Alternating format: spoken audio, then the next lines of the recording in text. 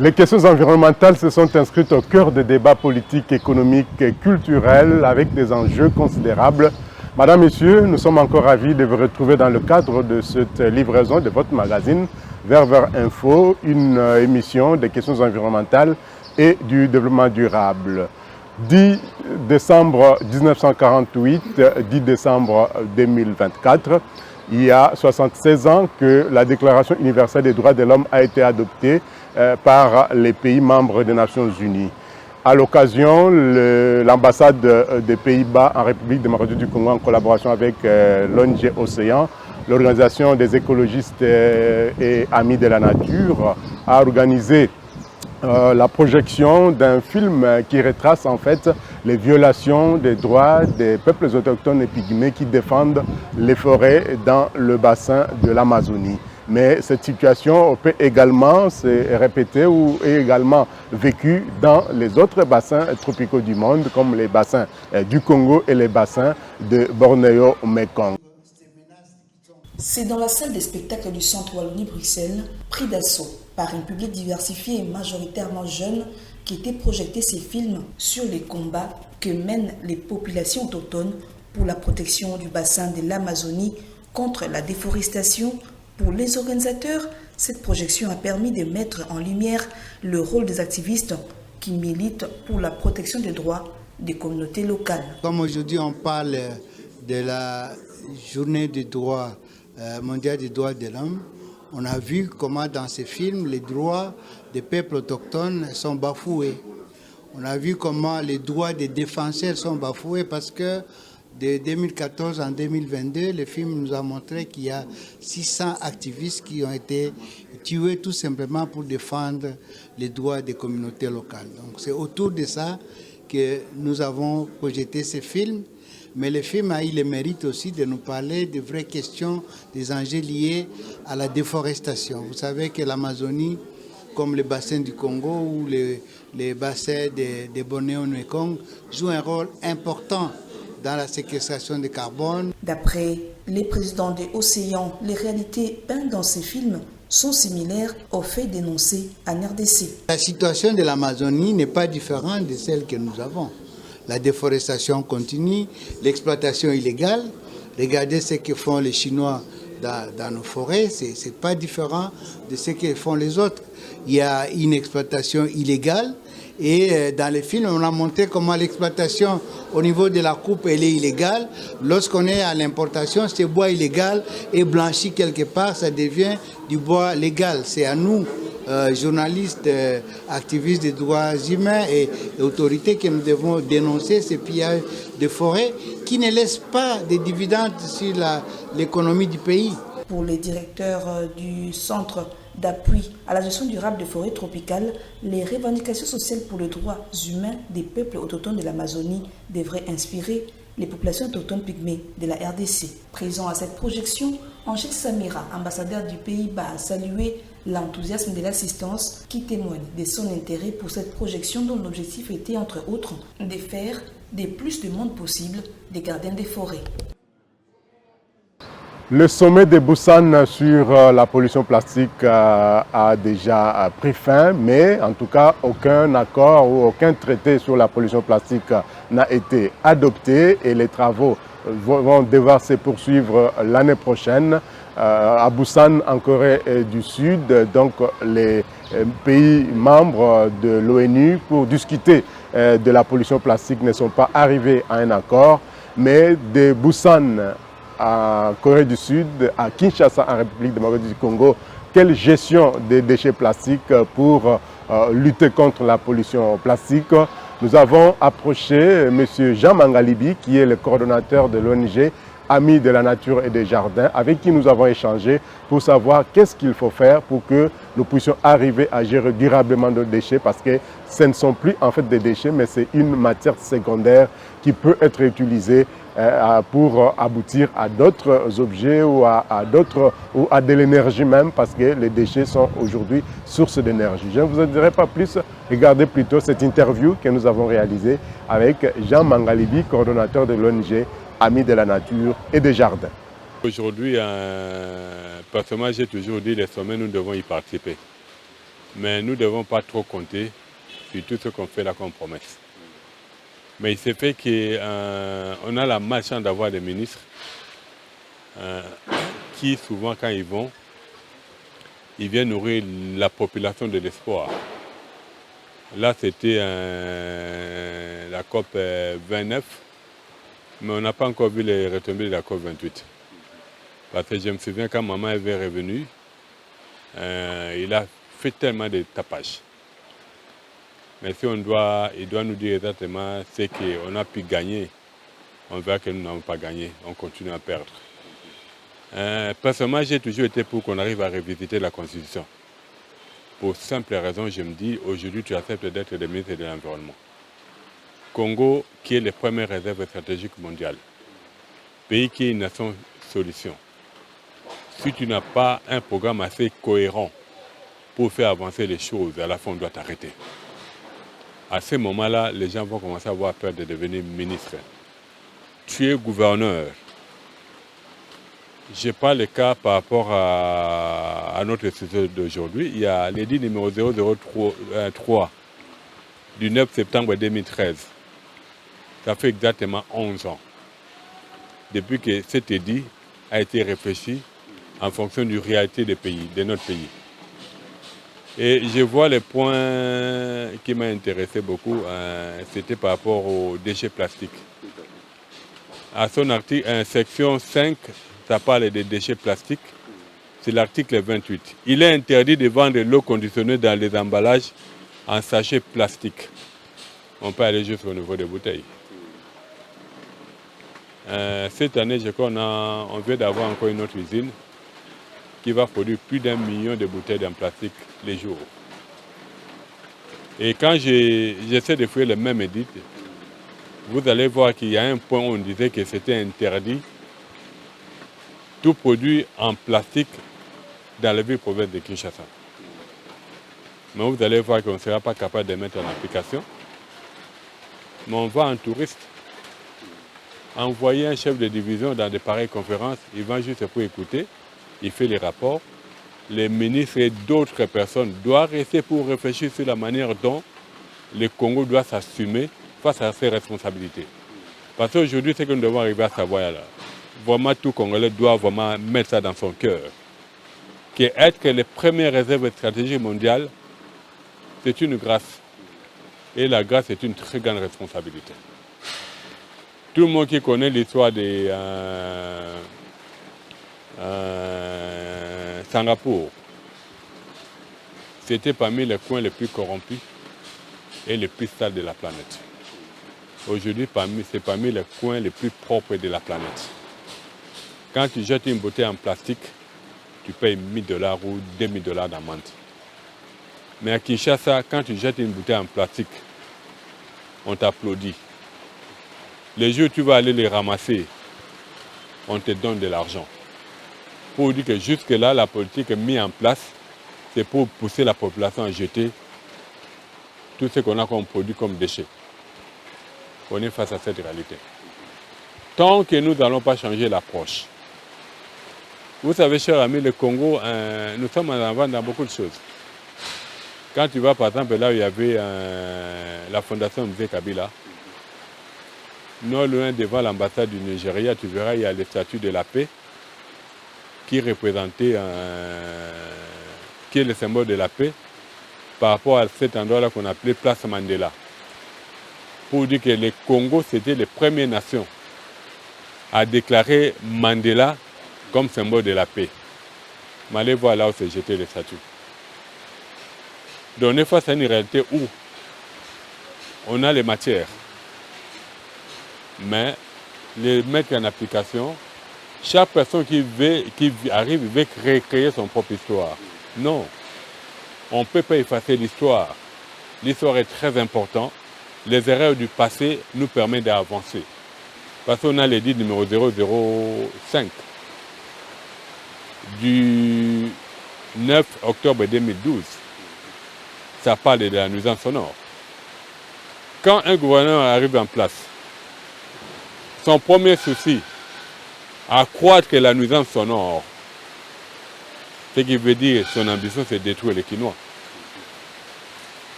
Une population qui est détruite, tu crois qu'il peut faire quelque chose de bien? C'est pratiquement impossible. Tant que nos autorités ne vont pas redevenir je dirais des responsables, s'assumer par rapport à la grâce qu'ils ont, il nous sera difficile. On peut aller, moi j'ai dit quand les ministres vont là et d'autres, ils vont en tourisme. Parce que quand ils viennent, ils savent que ça va être toujours la même chose. Ils vont venir, ils vont faire la restitution, voilà ce qu'on nous a promis. Mais le Congo n'est pas une nation qui doit attendre des promesses. Le Congo, c'est une nation qui doit produire. Aujourd'hui, par rapport aux bouteilles en plastique, l'exemple de Singapour suffit pour que le Congo arrive à changer son approche, la manière de voir les choses. Ne fût-ce que, bon, ça peut prendre le temps pour en arriver là. Mais mettons ne fût-ce en pratique le dit numéro 005. Cela permettra à ce que nous arrivons à gérer tout ce qui est plastique avec conscience. Sinon, ça ne servait à rien. La population sera obligée de se soumettre. Parce que tant que nous allons continuer à gérer la population comme des enfants gâtés, nous payons les conséquences. Et c'est quelque chose, normalement, si on le fait, je crois, en moins de 3 mois, Kinshasa n'aura... il va déjà évacuer plus de 80% de tout ce qui est déchets plastiques. Comme on l'a toujours dit, aujourd'hui, une fois un chef de riz est valorisé, un chef de riz peut aider les gouverneurs ou la ville dans beaucoup de travail. Parce que, par rapport au recensement, il connaît la population pour dire qu'on sait qui est des pères et des mères et qui ne l'est pas. On peut avoir un programme, on dit par exemple, dans chaque parcelle, on veut à ce qu'il y ait des potagers dans les sacs. Le chef de riz sera là pour veiller. Le chef de riz connaît dans sa rue qui sont locataires. Comment il peut même pousser loin pour savoir exactement les montants que les locataires payent. À ce moment-là, l'impôt sur le revenu locatif, ça va accroître. À ce moment-là, nous n'avons pas besoin d'un budget pour payer les chefs de rue, parce qu'ils vont se retrouver dans cet impôt-là. On enlève un pourcentage pour la rue, un pourcentage pour le chef du quartier, un pourcentage pour le bourgmestre, le reste, ça va à la ville et il fait de ça ce qu'il veut. Mais c'est fait qu'aujourd'hui, il y a cette façon-là de gérer ne marche pas ou n'est pas mis en application. Conséquence, il y a le gouverneur qui doit descendre pour aller curer un caniveau. Normalement, pendant qu'il y a un chef de rue, mais c'est le gouverneur qui va curer un caniveau. Kinshasa a plus de 1900, si j'ai bonne mémoire, 1900 quelques kilomètres carrés. Mais s'il commence à une rue, jusqu'à la fin de son mandat, il ne va jamais faire tout Kinshasa. Alors, donnons, responsabilisons chacun des personnes ou d'autorités, en sachant qu'un chef de rue représente le président de la République dans sa rue. À ce moment-là, une fois il est mis en fonction, moi je crois que pour arranger tous ces problèmes, ça va être un petit problème. Bon, d'abord, exploiter le pétrole, moi je n'ai jamais été trop pressé, parce que c'est que notre nation regorge comme ressource, on peut arriver à s'en passer du pétrole si nous voulons réellement préserver notre environnement. Parce qu'aujourd'hui, le Brésil, qui était la première réserve stratégique mondiale, s'il est devenu aujourd'hui la deuxième réserve stratégique mondiale, parce qu'on a vanté l'exploitation du pétrole avec technologie autre, mais la finalité, ils sont là, ils sont devenus deuxième réserve stratégique mondiale. Donc, quitte à nous, pour nous, le pétrole, je peux mettre encore de côté. Ça, c'est un de deux. Comme je l'ai dit tout à l'heure, là, les conférences, on doit aller pour savoir exactement comment le monde évolue. Mais c'est à nous, comme le monde est devenu un village, chaque pays, c'est une maison, c'est à nous de voir comment gérer notre maison. En sachant qu'une fois notre maison est bien gérée, c'est toute la planète qui en profite. Si c'est mal géré, la planète subit. Pour dire que nous avons une très grande responsabilité. Et face à cela, il faut attendre, moi je dirais non. Parce que je donne juste deux exemples. La Banque mondiale, qui a financé les reboisements dans les mains Indombe, il est allé planter des acacias. Ils sont conscients des dégâts des acacias sur le sol. Ils ont financé des programmes de palmeraie. Mais les semences les prés germés venaient du Cameroun. Pendant que nous avons l'INERA qui fait la fierté aujourd'hui du Malawi. On va avec les Belges, avec Enabel. Ils ont eu à effectuer un projet de palmeraie à Mbujimaï. Mais quand vous y allez, c'était échec total. Les semences venaient du Bénin. Mais tout ce monde-là, bon, la question que je me pose, l'argent qui vient, même si c'est un don, mais tu donnes un don, il faut le gérer en père de famille. Mais le cas d'Enabel, si c'est un fiasco. Parce que le cas d'Enabel, parce que j'étais là, j'ai écouté certaines personnes, c'était l'échec total. Pour dire qu'il est venu apprendre à gérer dans notre pays. Mais non, on a des Congolais qui ont l'expertise, on a besoin de l'accompagnement extérieur. Mais un bailleur qui n'a pas l'expertise, nous devons commencer à le faire partie de notre pays. À ce moment-là, nous connaissons nos propres besoins. Si le Congolais doit manger tous les jours, c'est des maraîchages. Il ne vient jamais avec ce genre de projet. Pour dire que tu plantes des palmiers, tu vas attendre 4 ou 5 ans avant de commencer à récolter pour l'huile de palme. Mais les 3 autres années, tu vas manger comment? C'est pour cela qu'il faut que les gouvernements changent d'approche. Nous devons arrêter avec la politique de la mendicité. Parce que la main qui vous donne, il vous impose même les règles. À ce moment-là, moi je crois qu'avec le peu d'expertise que nous avons, si on se met réellement à travailler, nous allons faire ce que Lumumba avait dit. Nous allons réécrire notre propre histoire par rapport à la manière dont nous allons gérer notre environnement pour le bien-être du Congo et pour l'intérêt de la planète. À ce moment-là, vous donnez, on marche et vous ne donnez pas, bon, les choses vont aller. C'est tout ce qu'on peut donner comme conseil. Et puis, félicitations, vous, le 4e pouvoir. Continuez à faire ce que vous êtes en train de faire. Montrez des images réelles qui permettraient aux dirigeants de voir que là, rien ne va. C'était un combat de longue haleine. La loi sur la protection et la promotion des droits des peuples autochtones pygmées a été promulguée l'année dernière et elle doit être en application déjà. Et la vulgarisation est en train d'être faite par certaines structures de peuples autochtones pygmées et des communautés locales. La coalition des femmes leaders pour l'environnement et le développement durable, CEFLED, a mené une campagne de vulgarisation au mois de septembre dernier dans le territoire de Yaouma. Nous sommes là dans la province de la Chopo. Qu'est-ce qui a été dit? Des ateliers ont été organisés, des sensibilisations ont été organisées dans les campements des peuples autochtones pygmées. Je vous propose de suivre ces tout petits documents qui retracent un peu les différentes interviews que nous avons réalisées à l'heure de cette campagne de vulgarisation de la loi numéro 22/030 portant protection et promotion des droits des peuples autochtones pygmées en République démocratique du Congo.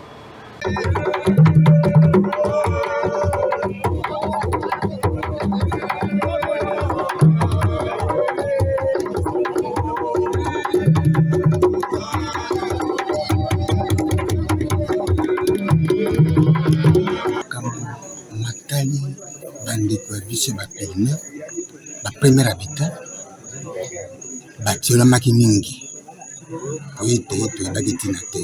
Or mobeko ya makasi euti kobima na bolobaka ete motu babengi ye motuwa azali moto lokola yo. Pe motuwa wana lokola azali moto lokola yo azali na valeur. Soko osakani na ye mobeko likonzi ekokanga ye. Kole batika yango na CV boye sango mosusu ezali te eloko moko batongi nsima na ngo te.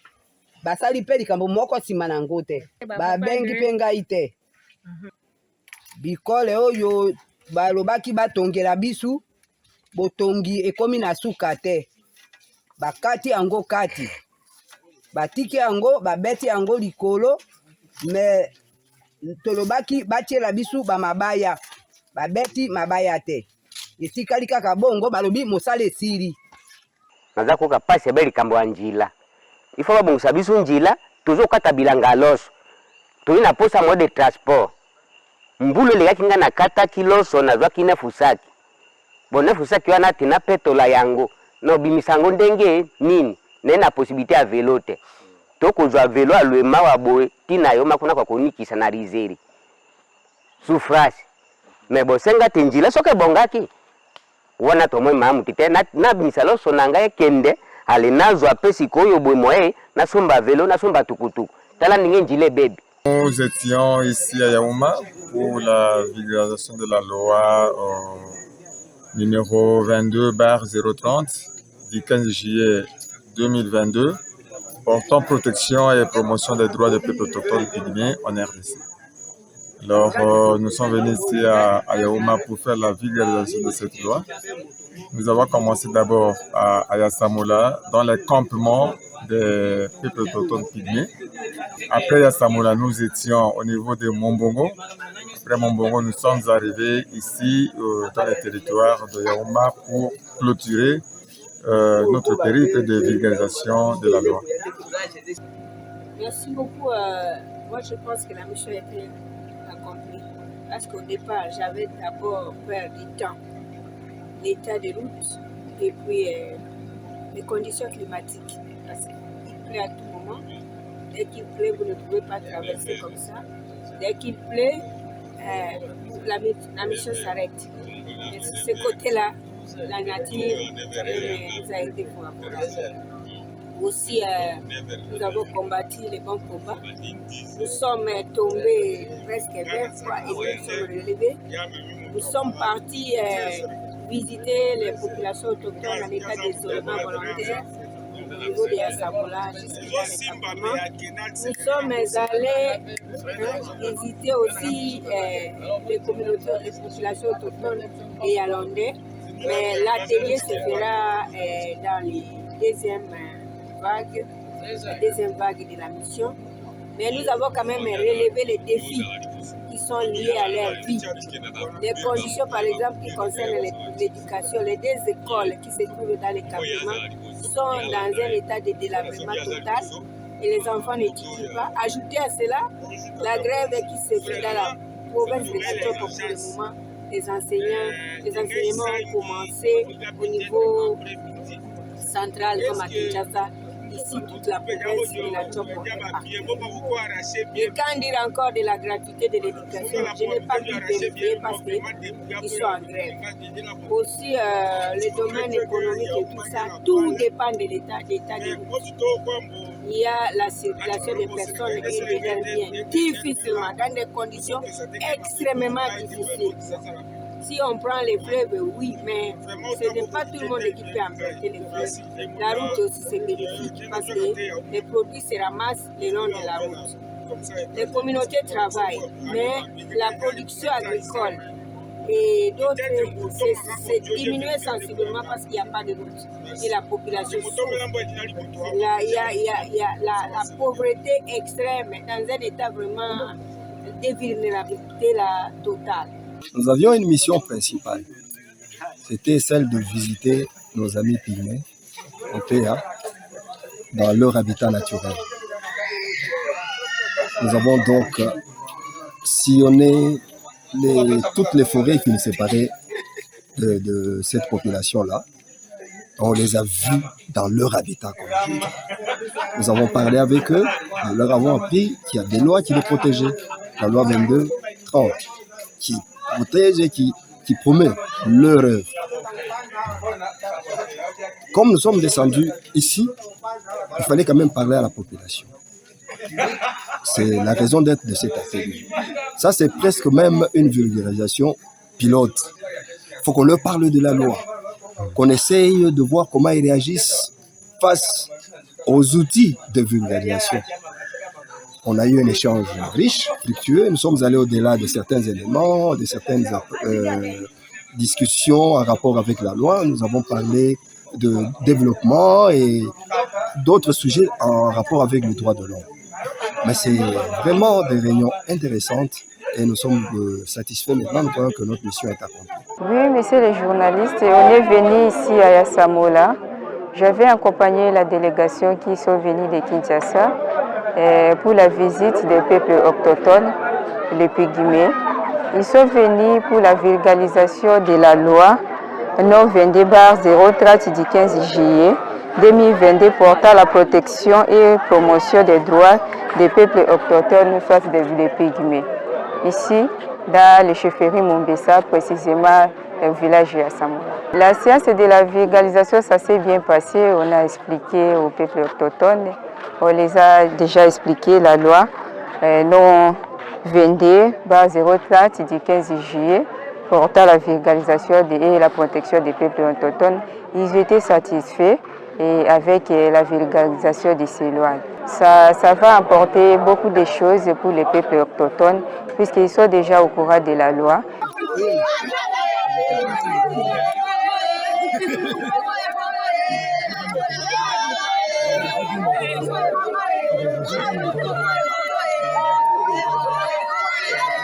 Madame, Messieurs, c'est par cette note que nous bouclons cette émission Vers Info qui va devoir revenir déjà la semaine prochaine. D'ici là, portez-vous bien, prenez soin de vous et prenez soin de votre environnement qui ne doit pas brûler parce que s'il brûle, c'est nous tous qui allons brûler. Merci de nous avoir suivis et à la prochaine pour d'autres informations sur l'environnement, que ce soit pour la République démocratique du Congo ou ailleurs, d'ailleurs à travers le monde. Au revoir et à très bientôt.